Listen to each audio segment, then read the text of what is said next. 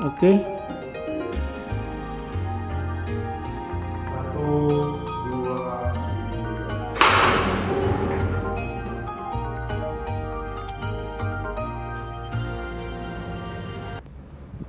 Assalamualaikum warahmatullahi wabarakatuh.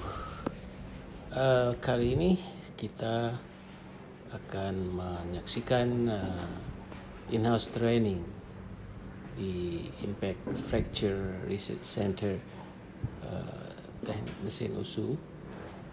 In-house training ini diikuti bukan hanya oleh mahasiswa yang terlibat dalam research di IFRC, tapi juga ada undangan dari luar, dari PT Inalum, dari Universitas UTU ya, UTU itu Universitas Tengku Umar Melabuh, dan beberapa alumni yang juga ikut dalam kegiatan ini.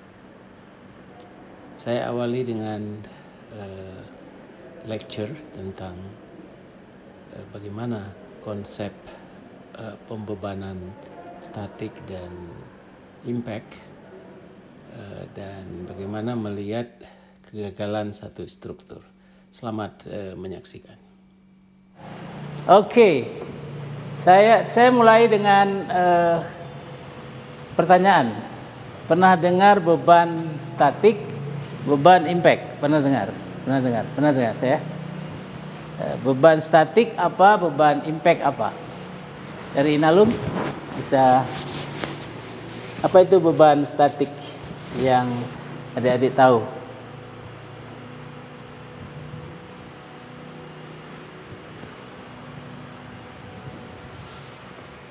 Wah, ini berat juga ya.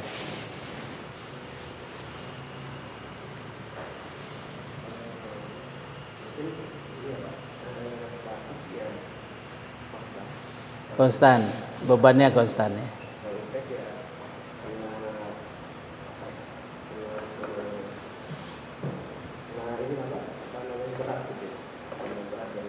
Kalau impact, kalau tadi konstan berarti kan waktunya konstan ya.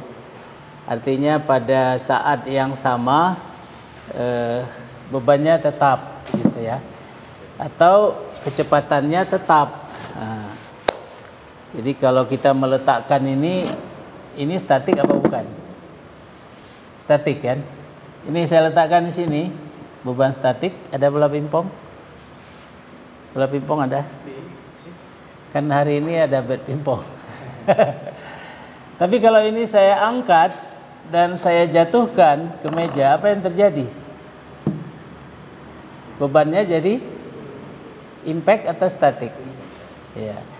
Dengan bola pingpong kita langsung tahu. Kalau ini kita lihat, kita bisa katakan statik karena hanya persoalan dengan berat bola pingpong dan kecepatannya berapa?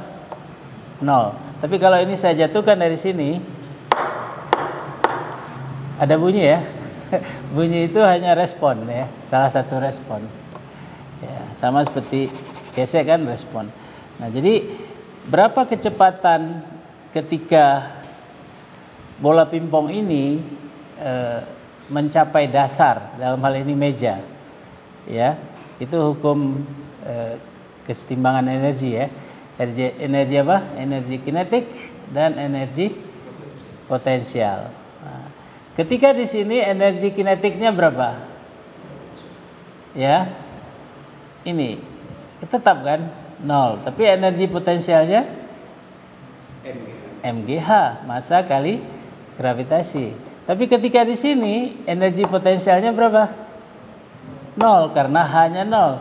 Tapi energi kinetiknya berapa? Jadi ketika kita membuat kesetimbangan itu, kita dapatkanlah V sama dengan akar 2GH. Nah, jadi V sama dengan akar 2GH ini kita dapatkan dari kesetimbangan energi tadi. Jadi energi kan nggak hilang. Nah, jadi orang sosial bilang apa ya? Orang sosial itu bilang suka energi itu nggak hilang, artinya semua ada. Kalau sekarang ada apa, digital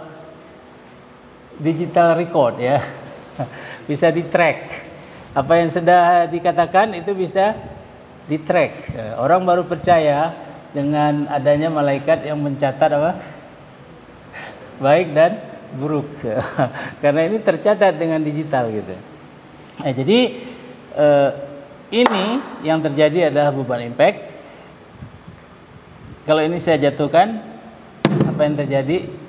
Beban impact, ya. Jadi beban impact itu pengaruh adanya apa? Kecepatan. Itu intinya begitu. Jadi kalau kecepatan itu apa? Fungsi waktu apa bukan? Fungsi waktu, karena jaraknya S sama dengan V per T, ya kan? V sama dengan ST. S terbalik bukan? Nah, jangan ngelamun ya, masih pagi. Jadi V meter per detik kan? Nah, V sama dengan S per T. Ini satuannya harus meter per detik. Nah, meter per detik nih. Nah, ini berapa kira-kira nih? 4 meter? Ya Pak Sabri, lebih kurang lah ya. 4 meter. Jadi bayangkan kalau jatuh satu paku dari 4 meter, ketika kita lagi tiduran di sini kena kening, berapa kecepatan ketika kena kening? Satu baut nih, ya. Memang tidak ada M di sana ya, tidak ada M di sana. Tetapi kecepatannya 2GH, sama 2GH. Jadi kalau G-nya itu 9,8, katakanlah 10 kali 4, 40. Akar 40 berapa cepatnya? Akar 40. 10 kali 10, 100. 6 kali 6, ya kan? 6 meter per detik. Apa artinya 6 meter per detik? Kalau kita berdiri di sini, kita meloncat ke jarak 6 meter dalam 1 detik, itulah kecepatannya. Bayangkan kalau V0 ya di sini aja. Kalau 1 meter per detik, saya loncat ke sini 1 detik gitu ya. Itu memahaminya dengan mudah gitu. Sehingga kita bisa mendapatkan beda. Makanya kalau kita disanjung-sanjung, karakter kita berubah nggak ya? Kalau dibentak-bentak gimana bedanya? Dibentak sama dosen, sama oh nggak apa-apa, tenang aja, tugasnya masih bisa besok gitu. Apa yang terjadi? Beda nggak responnya? Respon pertama gimana? Kaget kan gitu kan? Apalagi anak baru dibentak senior ya kan? Nah. Tapi kalau pelan-pelan, nah karena manusia karakternya ini kita ada yang orang lemah dengan statik, beban statik. Ada juga dia lemah karena beban. Anak Medan tuh biasanya kalau digertak ya dia tambah kuat gitu. Ya kan? Nah, tapi ada juga yang kita lihat kalau digertak itu nggak tambah kuat. Tambah kuat itu bahasa engineering apa sih? Nah ini ya. Nih material. Ini kalau ini pernah dengar tegangan? Pernah kan? Regangan. Ada 2 material nih. Satu baja. Nih. Saya buat aja lah seperti ini ya. Baja itu katakanlah ini baja IC 1020 CD. Ya. Standar ya. American Standard untuk steel. 10-20 untuk CD. CD itu apa? Ditarik dingin ya. Jadi kalau di Inalum kan ada apa namanya itu billet ya. Billet ya. Kita bisa uji billet dengan kita extrude ya kan? Tapi bisa juga kita buat spesimen dengan kita menarik ya. Jadi bisa ditekan, bisa ditarik. Nah, kalau ditarik, ini namanya cold drawn. Jadi cauldron itu ditarik dingin. Dingin artinya at temperatur kamar, ya. Tapi bisa juga pada high elevated temperature. Tapi satu lagi bisa HR. HR ini apa? Hot roll. Tapi bisa juga di roll untuk membuat plat segala macam. Ini behaviornya akan berbeda. Bukan hanya pada kandungan karbon kita lihat di sini, yang sekitar 0, berapa persen tuh kalau 20? 0,2. Nah, kalau ini sebuah spesimen yang kita buat, ini saya nggak membuat lagi supaya mudah. Biasanya kan kita buat tekuan ya. Kita buat apa di sini? Ini untuk pegangan. Jadi ini kita bentuk. Apa beda? Inilah dia fracture toughness. Nih, tough. Kita bilang kalau digertak, kalau kita menjadi kuat, berarti toughness kita makin besar. Artinya apa? Energi, resistant energi sampai kita gagal itu besar. Tapi kalau digertak tadi apa tadi digertak apa? Beban impact. Kalau kamu digertak, toughness kamu menjadi ada yang berwarna. Di sini komponen ini hilang. Apa artinya komponen hilang? Ini adalah bagian yang elastik, ya kan? Dan ini adalah komponen yang plastik. Ketika perubahan plastik itu hilang, maka tinggallah yang elastik energi, ya. Jadi strain energi yang kita bisa hitung berapa ini? Setengah alas kali tinggi. Alasnya berapa kali tinggi? Itulah dia. Kalau ini kan kita nggak bisa hitung karena di sini ada lengkung, sini ada lengkung kan. Kita harus hitung dengan numerik. Nah, jadi kalau diberi beban statik seperti ini, kalau diberi beban impact, dia akan sampai di sini. Ya, sampai di sini putus. Sampai di sini putus. Nah, paham sampai situ? Kalau ini saya tarik dengan gaya statik, ya, ini putus. Tanpa ada ini. Ini anggap steel tadi ya, anggap steel ya, jangan anggap beton ya. Kalau ini saya tarik, maka dia akan mengalami secara statik, dia akan mengalami apa? Perubahan elastik plastik, deformation. Tapi kalau dia beton, apa yang terjadi? Seperti ini. Ini kok composite form yang nanti akan kita uji. Apa yang terjadi? Dan juga kepada baja, apa yang terjadi? Bukan hanya beton, juga terjadi pada baja. Kalau diberi beban impact, it will behave differently. Jadi kalau kita nanti bisa dilihat di literatur, ya, dia akan seperti ini aja, ya. Jadi ini sudah masuk strain rate, sensitive material condition. Nah, pernah dengar nggak kalau kita naik, pernah ngalami nggak ya kalau kita naik kereta, sepeda motor, pakai helm, ya kan? Kemudian satu hari kita lupa bawa helm, datang hujan, kita ngebut, apa yang terjadi pada wajah kita? Tanpa dan pakai helm, itu bisa jadi riset ya, untuk riset windshield ya, impact, rain impact. Cuma risetnya harus dalam musim hujan, kalau nggak dapat karena strain gauge-nya kan harus dipasang di dalam ya. Nah, apa yang terjadi? Mana lebih parah penderitaan drivernya pada saat dibuka atau pada saat dipakai? Dibuka atau dipakai? Dipakai. Kalau dipakai helmnya yang menderita. Tapi kalau dibuka drivernya yang menderita. Kenapa?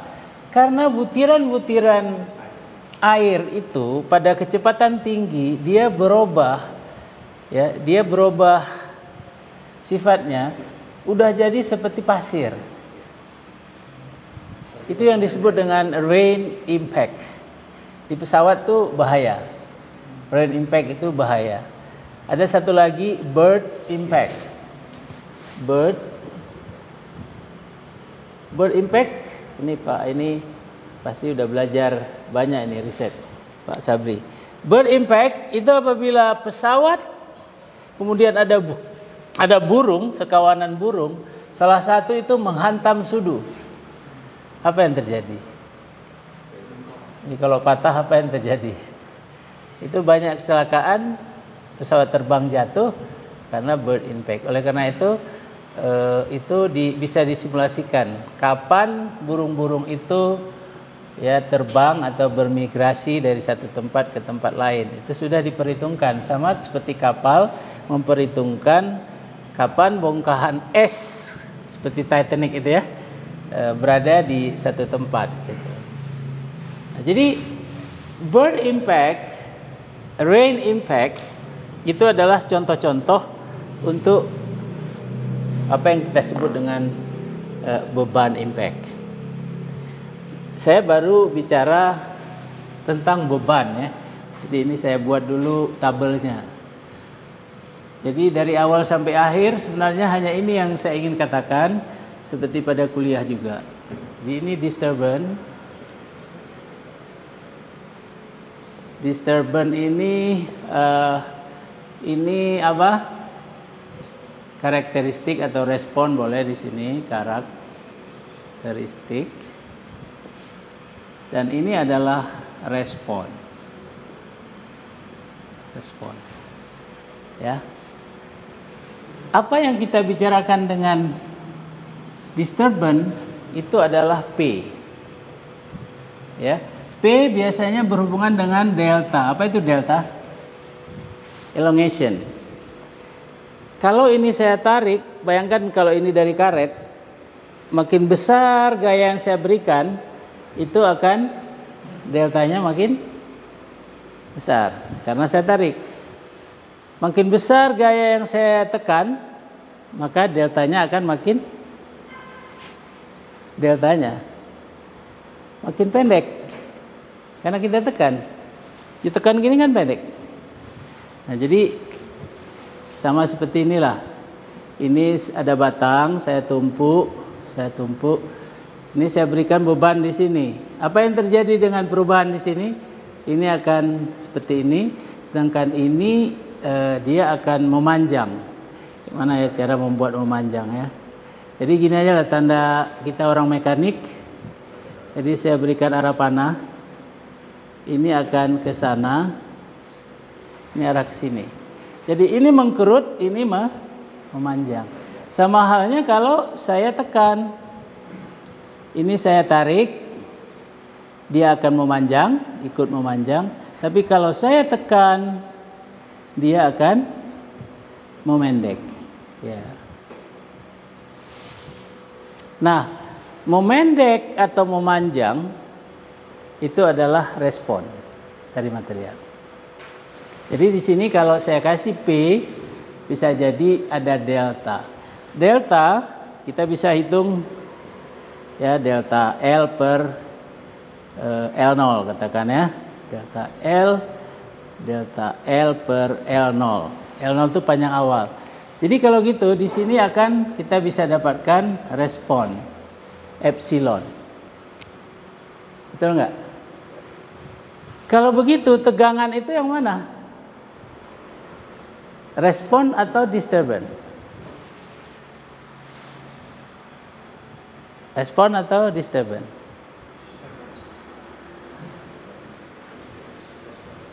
Internal stress, nobody knows. Kan itu internal stress dalam batang. Dia itu akibat daripada disturbance atau disturbance itu sendiri. Nah, kalau saya mengganggu adik ini, ya, saya ini pengganggu atau yang diganggu? Pengganggu, saya pengganggu dong. Apa responnya? Marah, nangis, sedih, senang. Ya kan? Itu apa? Respon. Kalau saya mengganggu sampai Anda kolab, pulang, nggak mau kuliah lagi pada saat peluncu itu artinya gangguannya itu sudah melebihi batas kekuatan dia. Betul? Ini konsep paling mendasar di teknik mesin kita harus tahu, ilmu material. Nah, kalau sudah melebihi kekuatan dia, berarti kita harus tahu karakteristik, behaviors. Nah, behaviors itu apa misalnya? Kalau kita ingin berbicara ini, ya kan? Kemiringan ini apa nih? Kita sebut modulus of elastisitas. Sigma sama dengan E kali epsilon.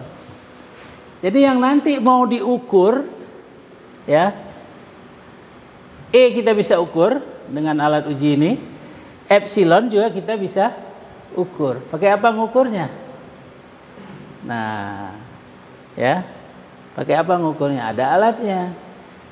Karena yang kita ukur sebenarnya bukan epsilonnya, yang kita ukur adalah ini, delta L-nya. Karena L0 kan kita udah tahu.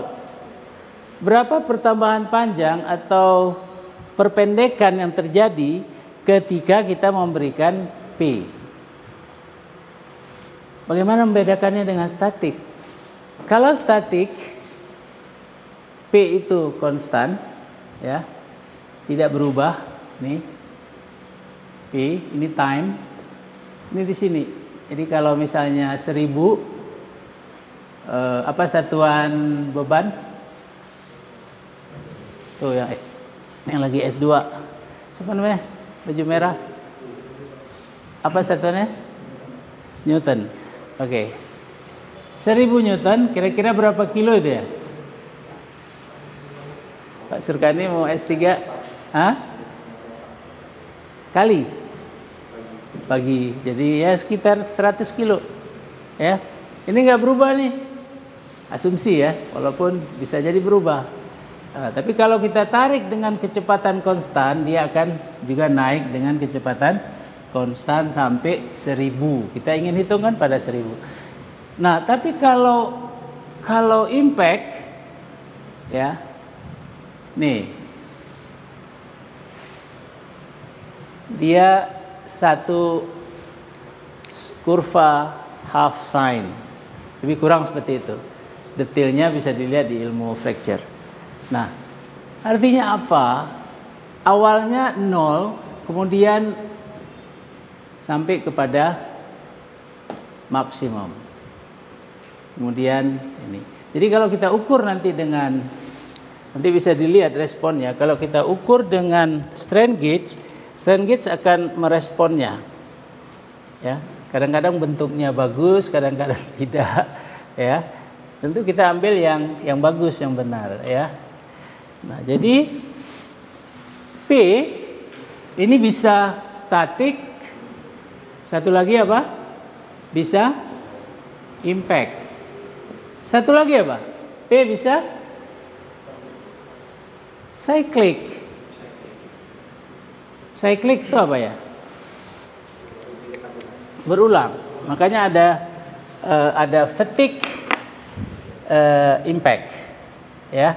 Jadi kalau berulang-ulang tetapi bebannya adalah beban fungsi waktu, maka itu udah impact fatigue. Contohnya apa? Anda bawa mobil punya ban, di bawah ban ada apa? Pak Sabri, itu apa? Wheel, ya. Wheel masuk lubang, ya, banyak lubangnya nih. Masuk lubang pertama, teng. Habis itu teng lagi, berulang nggak? Sama seperti itu speed bump, ya kan? Speed bump di luar, silakan nanti dilihat. Itu kan berulang. Ya, kalau lebih sering pada berulang fatigue-nya, ya, fatigue-nya yang terjadi, maka risetnya nggak cukup statik dan impact, tetapi kita harus juga memperhitungkan apa? Fatigue. Dan 70% dari kegagalan di pabrik, di mesin, ya, yang bergerak itu pada umumnya fatigue kan. Nah, kita tahu itu. Karena terus poros, fatigue kan, dan lain-lain. Mesin apa lagi? Piston ini. Ini ada piston, ya. Di sini ada katup, ya kan. Mesin sekarang kan pakai katup juga kan. Nah, ada baut untuk apa, kepala silinder. Ini terjadi P yang nggak besar ini. Jadi kalau dia 4 silinder mungkin 1, 3, 42 atau 24 gitu ya. Jadi satu periodik tertentu dia akan kena impact. Ibarat kita dipukul di tempat yang sama, nggak besar, di tempat yang sama. Gimana? Nyerah nggak? Dibandingkan sekali aja, udah selesai. Enggak. Polisi kalau interogasi kan gitu. Gitu. Jadi kita dites lari, siapa di sini yang atlet? Itu kan nggak sekali kan, tapi berkali-kali sampai batas endurance. Alvin masih angkat besi. Apa ukurannya itu? Kalau istilahnya apa? Kan ada sekali yang jerk, ada lagi yang berulang-ulang, itu apa istilahnya? Repetitif ya. Nah, itu dia. Jadi muscle kita, tulang kita sama materialnya. Kalau ada dental materials, ya, mereka juga belajar seperti kita. Mereka belajar elasticity, belajar static, belajar impact fracture.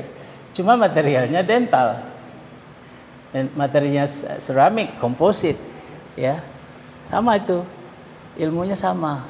Nah, cuman karena kita selama ini bicara dengan beton, steel, ya udah seolah-olah itu bukan bidang kita. Tidak, ya.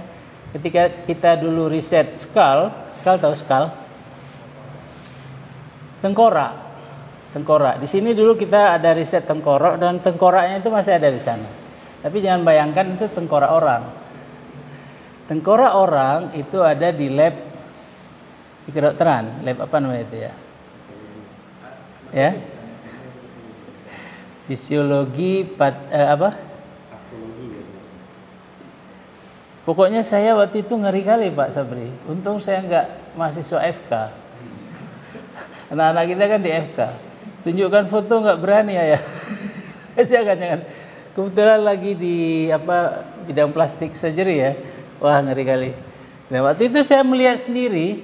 Kenapa saya harus ke sana? Karena harus melihat skull itu sebenarnya seperti tempurung kelapa. Ya, ini kan ciptaan Allah ya. Seperti tempurung kelapa seperti ini, ya, skullnya. Ternyata dia terdiri dari berbagai bagian. Jadi ada temporal, ada presipital, ada apalagi osipital, entah apa lagi di sini. Dan yang paling lemah itu ada di sini, ya. Ini yang paling kuat. Jadi kalau orang-orang merpati putih, orang apalagi yang suka mukul-mukul itu, karate juga, nah, dia pakai ini karena di sini yang paling kuat. Nah, sekali-sekali coba dari atas. Mudah-mudahan pingsan langsung ya.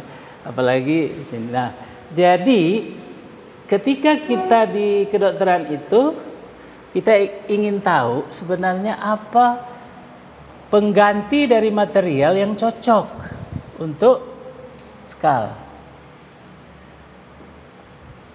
Cirinya apa? Salah satu adalah punya karakteristik harga apa? Harga E. Apa satuan E? Modulus of elastisitas. Giga Pascal. Ya, kita orang mesin biasanya bicara giga gitu ya. Atau bicara yang kecil lagi, nano gitu ya. Nah, jadi gigapascal.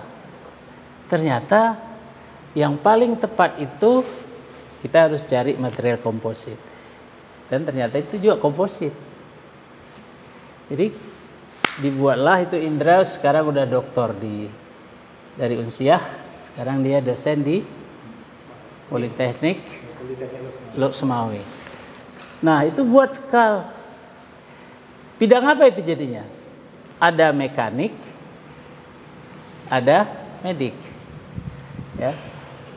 Jadi bisa biomechanical atau biomedical engineering. Ketika kami ke Taiwan sama Pak Sabri, biomedical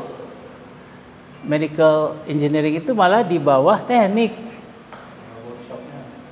Lengkap. Ya, selamat datang, ini 2 sudah tamat, berkenan hadir juga. Terima kasih ya untuk mendukung acara kita ini.